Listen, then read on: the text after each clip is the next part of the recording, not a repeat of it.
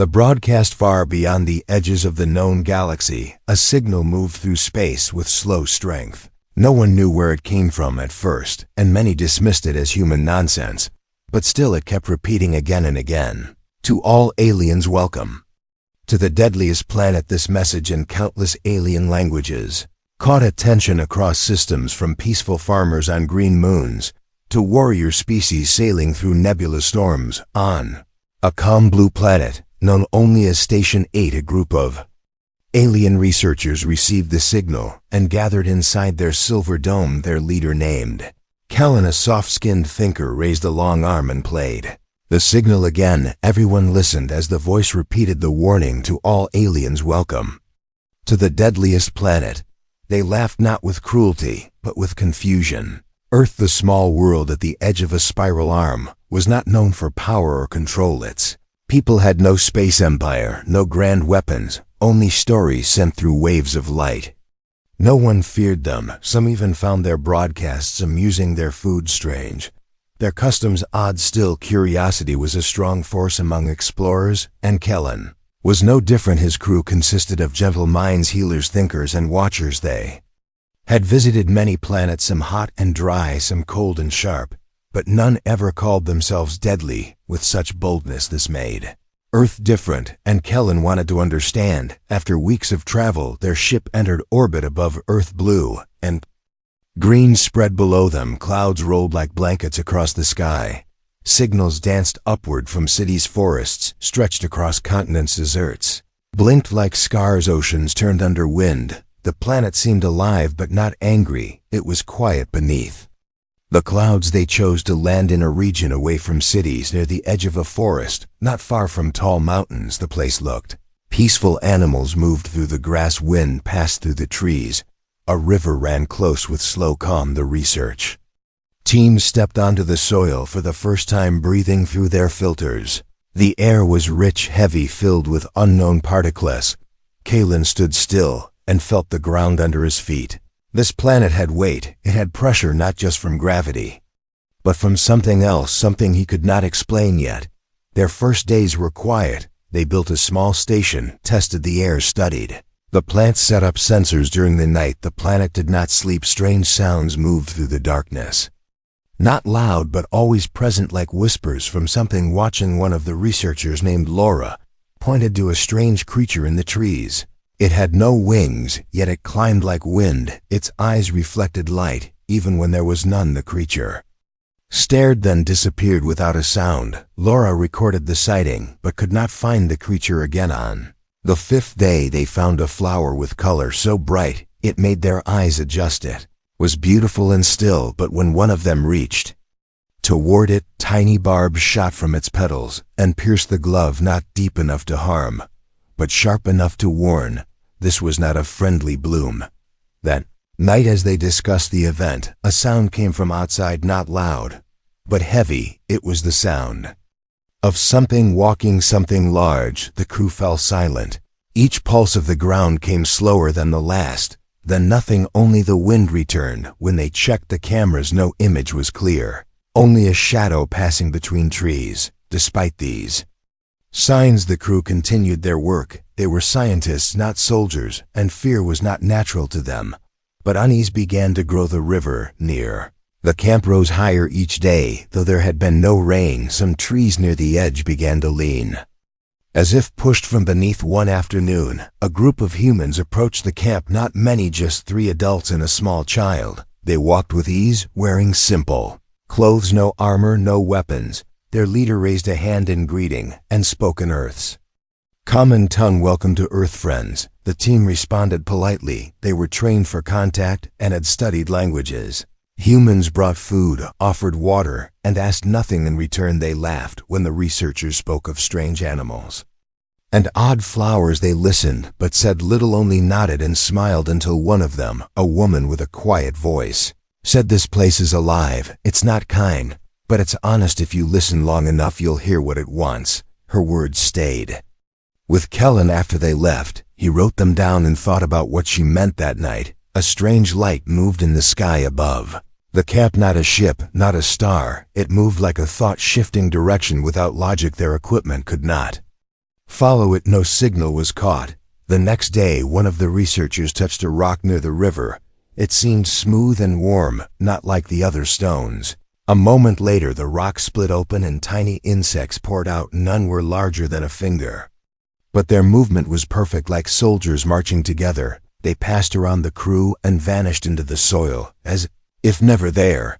That evening, Kellen gathered his team and asked them to describe what they felt, not what they had measured, but what their instincts told them. Silence filled the room before one voice said, "The planet watches," another said, "It waits."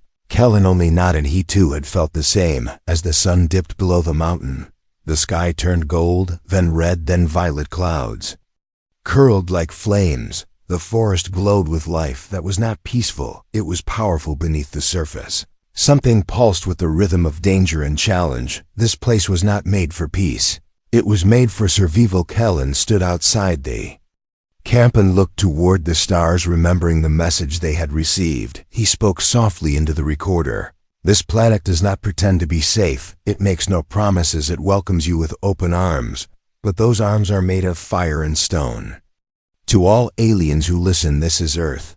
This is the deadliest planet, and it does not care if you survive." Behind him, the forest whispered again, and this time it felt like laughter. The first mistake. The next morning was quiet, the kind of quiet that hides answers in shadows. The crew moved slowly around the camp, checking systems and scanning the forest.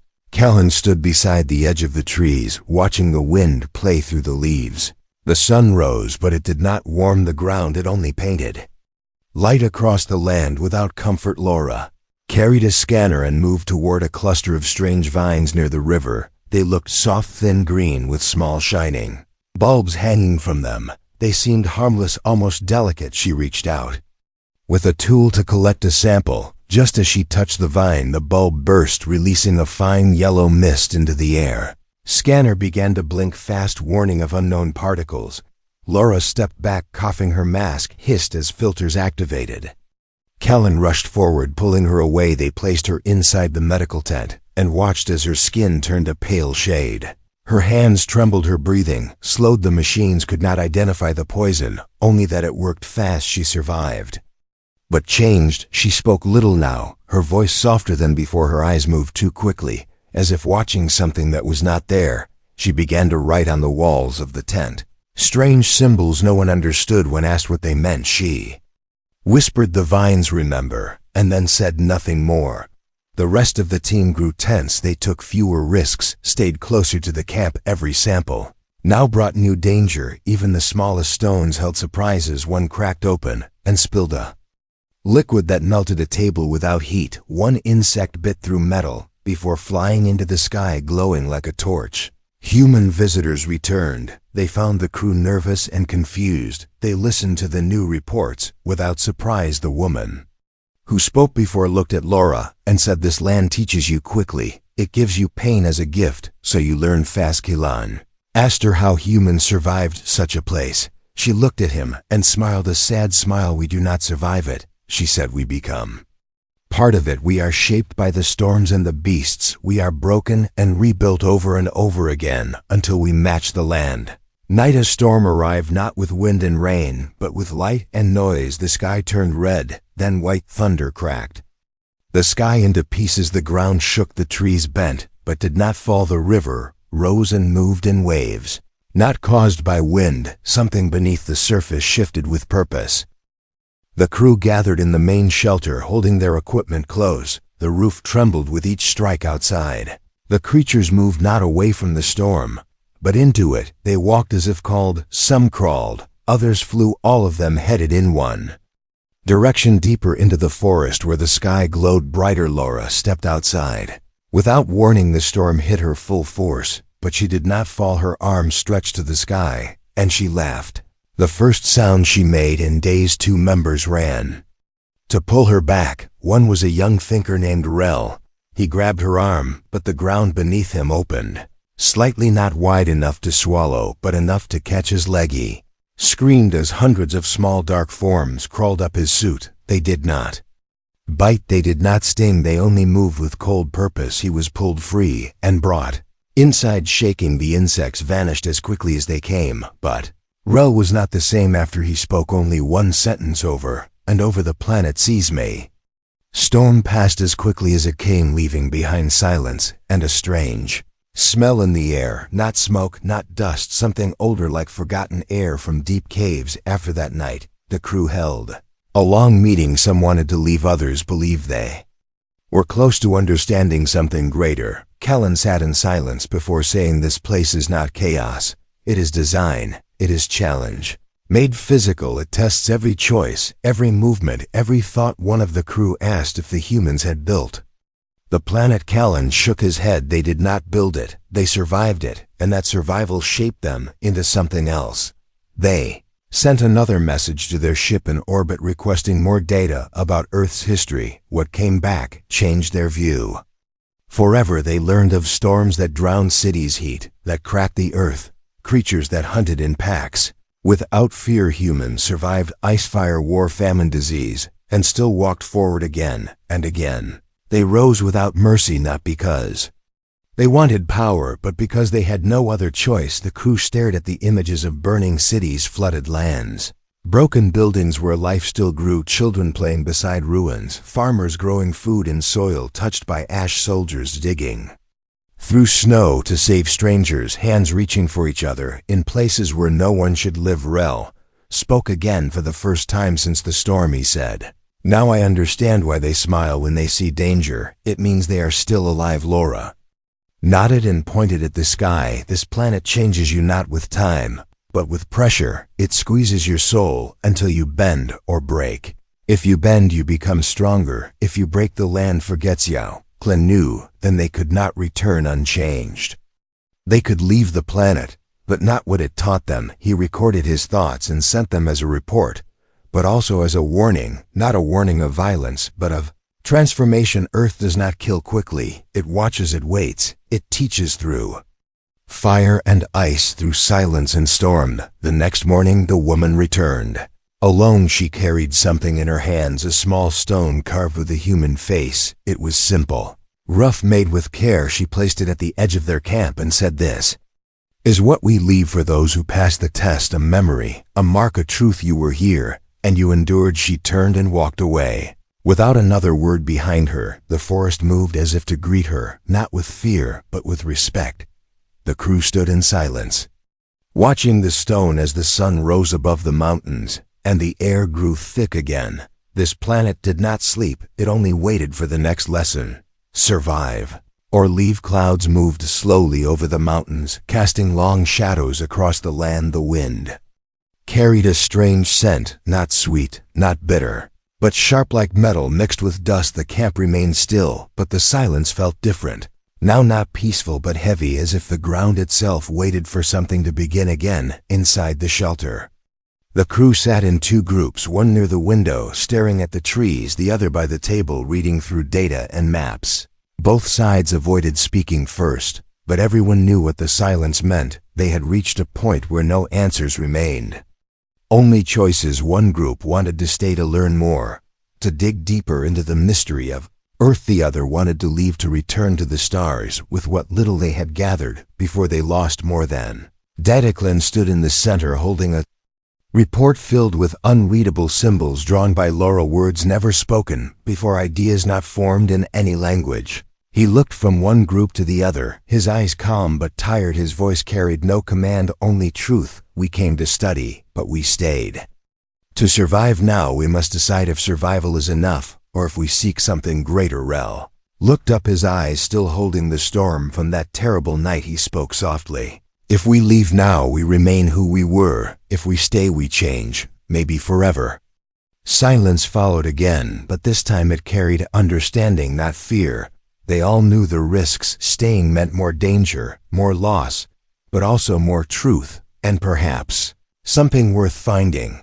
3 members chose to prepare the ship for departure. They packed samples and copied data. 2 others decided to stay beside Kellen, Laura, and Rel. They rebuilt the sensors, reinforced the shelters, and moved the medical tent deeper into the woods near the place where the ground hummed during the night. Each evening, strange lights returned above the trees, moving in patterns. The crew could not explain their instruments, failed to catch them, But the crew felt them. They felt watched, not with hate, not with love, but with interest, as if the planet itself wanted to see what they would do next. On the seventh night, the river changed again. The water darkened, thickened, something moved beneath it, not fast but wide, like a shadow with weight. The trees bent slightly toward it, and the animals fell silent.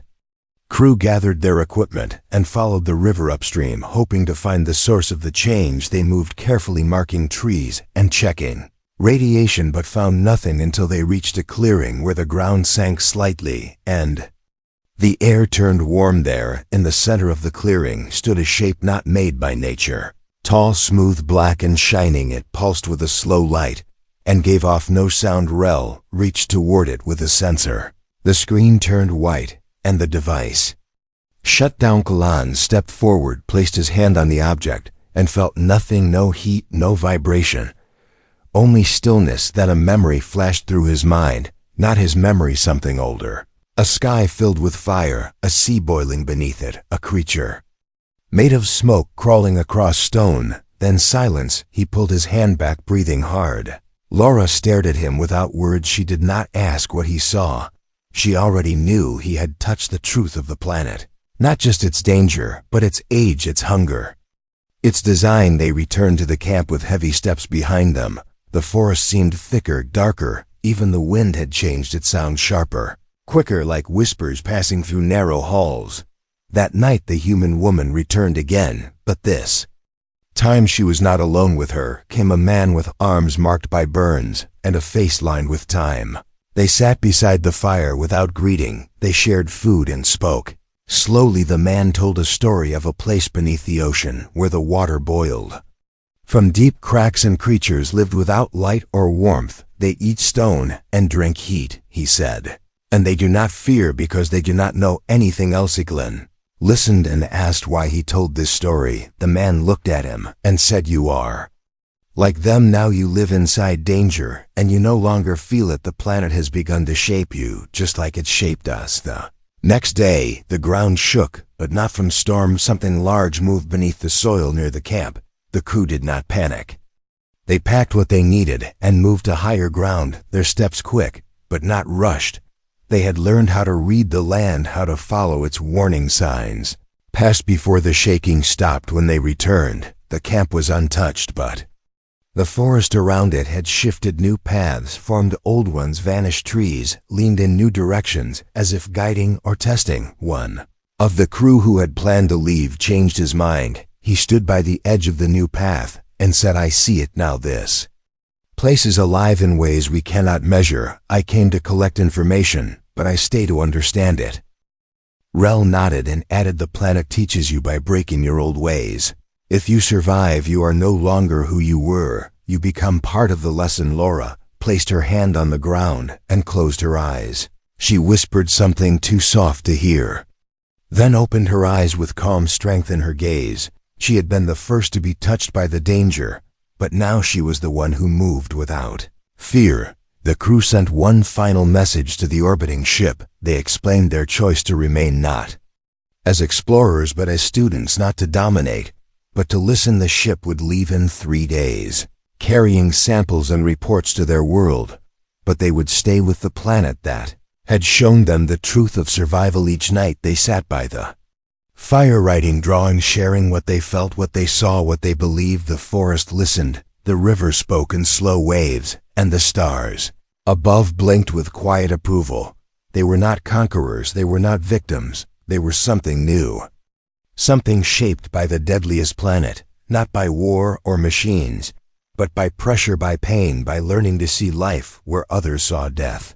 The truth about humans' morning light broke through the tall trees, slowly touching the edges of the camp with golden fire. The ground felt still but not empty. The air moved with a rhythm like quiet breathing. The crew stood near the river, watching the flow as it shimmered with small colors that had not been there before. Kellen held a small device in his hand, not to scan or measure, only to record his thoughts. "This place does not fight with violence.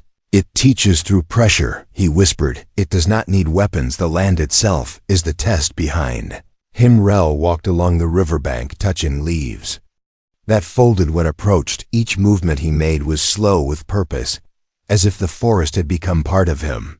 Laura stood near the trees, carving symbols into bark, soft spirals, lines and circles. None from her own culture, all inspired by something deeper, something older. The remaining crew gathered near the main tent where a large screen showed new data sent from orbit. The human visitors had shared files with the ship, ancient footage, news fragments, history files, raw and unedited. It was time to face the truth of what humans had endured. The screen lit up with images of storms larger than cities, waves swallowing buildings, mountains falling from the sky, lightning breaking oceans apart, fire dancing through forests, not for moments, but for days, floods that carried away entire lands, droughts that cracked the soil and left nothing but dust and memory. Then came images of humans walking through ash, pulling others from rubble, building homes beside ruins, holding hands in broken streets, carrying children through flames with no armor, no command, only a will that refused to break.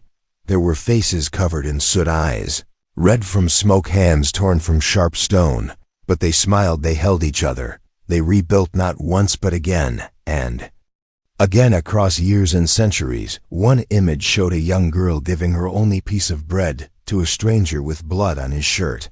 Another showed an old man standing alone between fire and a house filled with crying voices. He did not move. He did not run. He faced the fire as if his presence alone could hold it back. Rel whispered a word strong. The rest nodded. No more laughter, no more disbelief. The truth was clear. The planet had shaped humans into something rare, not through luxury, but through endless survival. Kalen played a final video. A speech from a human leader, old and tired, speaking to a crowd after a disaster. He said, "We do not fear because fear is wasted time. We do not surrender because surrender means silence, and silence means forgetting who we are. We move forward because backward is gone, and standing still is death." Screen went dark. The crew sat in silence, not from shock, but from respect. Their eyes held something new, not fear, not curiosity, but a bond not spoken.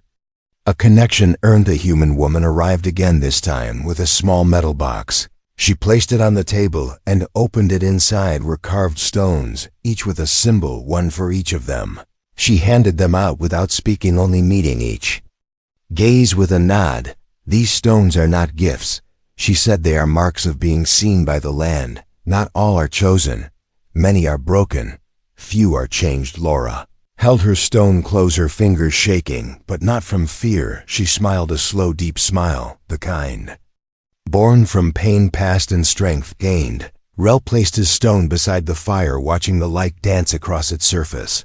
He spoke to no one, only to the flame and the wind around it. Callan looked at his stone and remembered the first message, the warning that had brought them here. He walked into the forest alone, following no path, yet guided by every sound, bird calls, leaf rustles, distant growls, soft water flow. Each step was a lesson, each breath a question. He reached a wide clearing where the trees stood taller than towers, and the air felt thicker than space. In the center was a circle of standing stones covered in symbols old even to Earth. No scanner could read them, but Kellen understood, not with logic, but with something deeper, with instinct. He placed his stone at the center of the circle and knelt, not in worship, not in fear, but in respect. The ground beneath him felt warm, not from heat, but from memory. The planet held every step, every tear, every scream, and turned them into strength. Alan whispered his thoughts. This land forges not warriors but survivors, not rulers but protectors,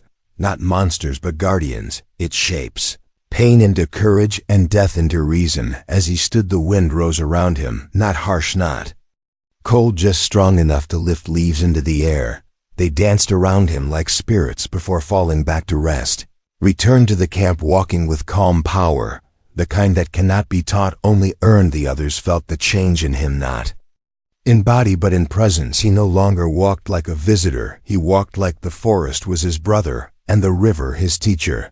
Night came fast, and the stars above blinked without pattern. Clouds moved without sound, and the fire burned without smoke. The crew sat together, not as researchers, not as strangers, but as something knew they had faced the edge of understanding and stepped forward. They had seen the truth of humans not as rulers of Earth but as survivors of it, students of it, reflections of it. Rel looked at the stars and said, "This world tests all life, but it rewards only those who choose to rise." Laura added, "We came to learn, but we became part of the Lazandulan, recorded a message, a new one, not to warn, but to share. It is not the weapons or machines that make Earth deadly. It is the soul of the land, the will of its people, the silence between storms and the fire between breaths. This is not a home for the weak, not a land for control.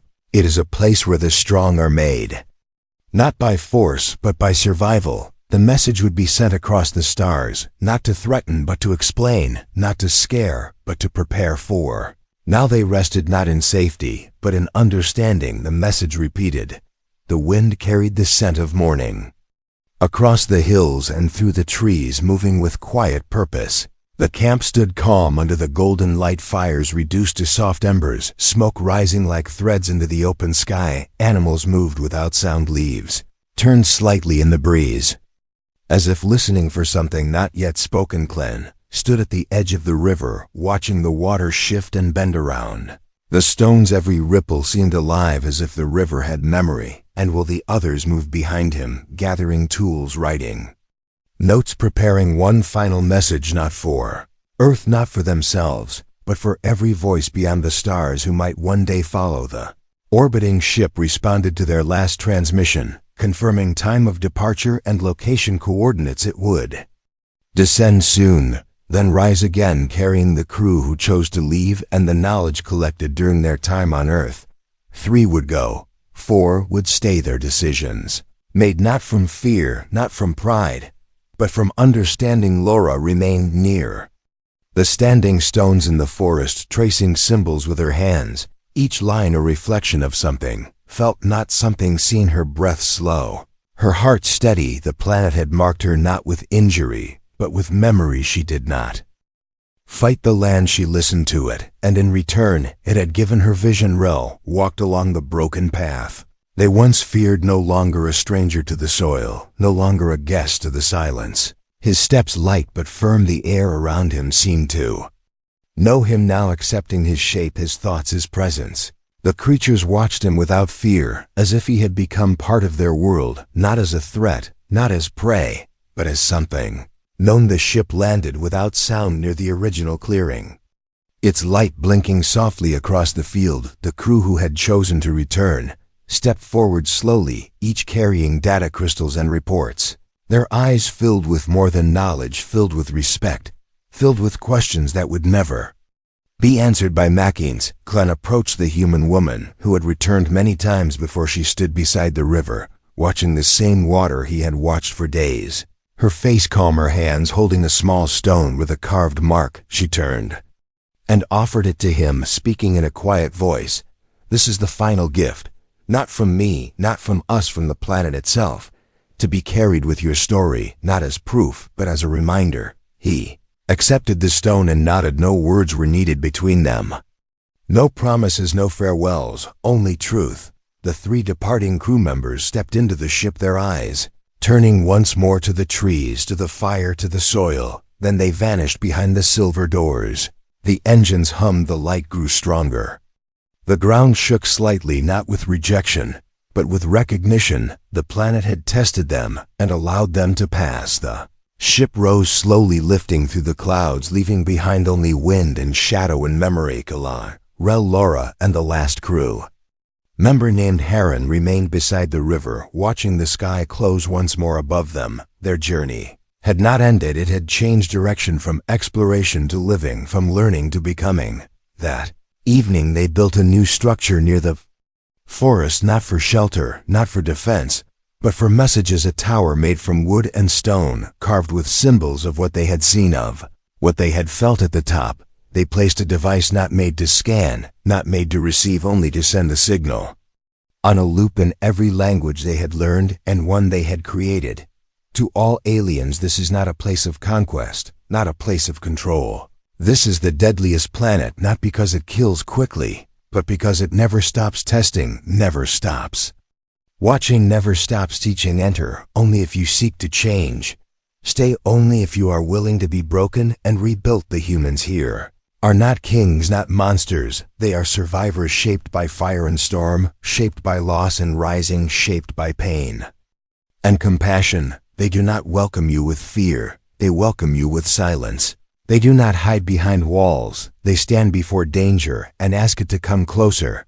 The signal played again and again, carried across stars, through dust and darkness, through systems cold and untouched, until one day, far away on a quiet station, another race heard it for the first time. They listened and laughed as many had done before. They debated and questioned. But then one among them grew still and said, "Perhaps we should not take this lightly. Perhaps we should ask why a warning comes with no threat, why a welcome sounds like a challenge on Earth." The seasons changed. Slowly the sky turned colder. The trees dropped their leaves and the rivers grew quiet. But never still. Life moved on without pause, without hurry. The planet did not wait for permission. It continued as it always had, strong, wild, unkind, honest. Remaining crew lived among the hills, not as outsiders, not as visitors, but as part of the cycle. They planted, they built, they rested. They learned not just from humans, but from the ground itself, from the fire, from the silence. Between storms one night, as the wind howled through the trees and the fire burned low, Ravs spoke into the recorder. "Once more, this place is not a legend. It is not a warning. It is not a curse.